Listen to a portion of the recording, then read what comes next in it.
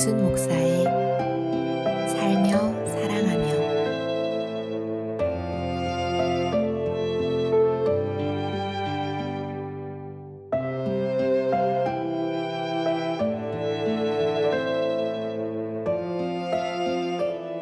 세상 끝에 대한 개념은 선교학자들에게 큰 관심거리였죠. 사도행전 1장 8절에 이 땅끝까지 복음이 전해져야 한다고 언급하고 있고요. 마태복음 24장에서는 천국 복음이 모든 민족에게 증거되기 위하여 온 세상에 전파되어야 끝이 올 거라고 말하고 있습니다. 그런데 이 지구는 둥글기 때문에 지정학적으로는 땅 끝이라는 장소가 존재하지 않는다라는 거예요. 그래서 선교학자들이 그 땅 끝의 실체에 대한 고민을 했습니다. 1989년 마닐라에서 있었던 제2차 로잔 대회에서 선교학자인 루이스 부시가 처음으로 이 세상 끝을 텐포리 윈도우라고 소개를 합니다. 태평양에서 대서양 사이에 있는 북위 10도에서 40도까지의 지역을 말하는 거예요. 여기에는 세계 4대 종교가 분포되어 있고요. 이슬람과 사회주의 국가가 밀집되어 있습니다. 그리고 미전도 종족의 대부분이 이곳에 분포해 있죠. 흔히 복음 저항 벨트라고 불리는 이곳에 선교를 집중해야 된다는 개념입니다. 그러나 이러한 정의가 우리에게는 소극적인 신앙을 갖게 만든다고 생각이 들어요. 재림을 준비하는 일이 내가 아니라 마치 선교사들에게만 위임된 것처럼 보일 수 있기 때문이죠. 재림을 준비하는 일이 그들만의 일일까요?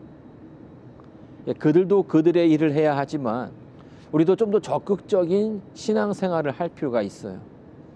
요한복음 4장에 나오는 사마리아 여인은 굉장히 불행한 여인이었습니다. 결혼을 5번이나 하는 가운데 사람들의 시선이 변하기 시작했어요. 그로 인해 상처를 받게 되었고 또 대인 기피증까지 생기게 됐죠. 사람들을 피하다 보니 그들의 시선을 피해서 가장 더운 시간이었던 점심에 남들 다 자는 시간에 구슬땀을 흘리면서 물을 길러와야 했던 것입니다. 그런데 예수님을 만나고서 이 여인이 변하게 됩니다. 여자가 물동이를 버려두고 동네에 들어가서 사람들에게 이르되 나의 행한 모든 일을 내게 말한 사람을 와 보라. 이는 그리스도가 아니냐. 물동이를 버리고 곧장 사람들에게 달려갑니다. 자신도 미처 생각하지 못했던 일이었을 거예요. 그녀에게 마을 사람들은 참 멀리 있는 존재였거든요. 다가갈 수가 없었어요.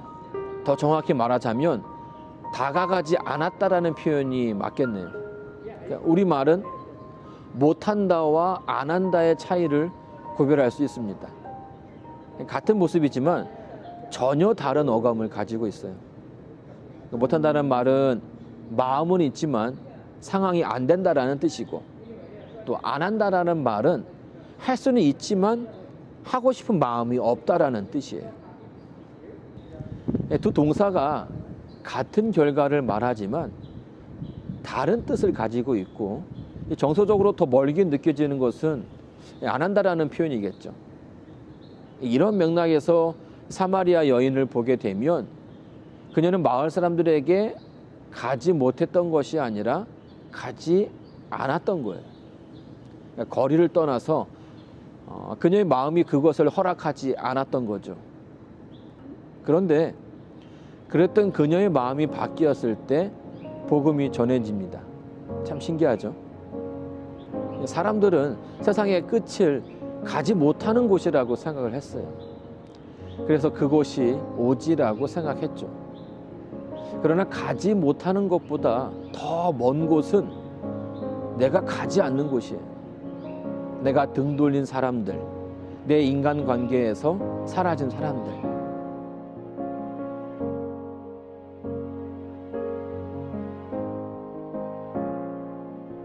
거리가 먼 곳은 선교사들이 가면 되겠죠. 그러면 마음이 먼 곳은 누가 가야 할까요? 창밖으로 보이는 사람들이 내 형제와 자매로 보일 때, 그때 비로소 복음은 세상 끝에 전해지고 예수님께서 오시게 되는 것입니다.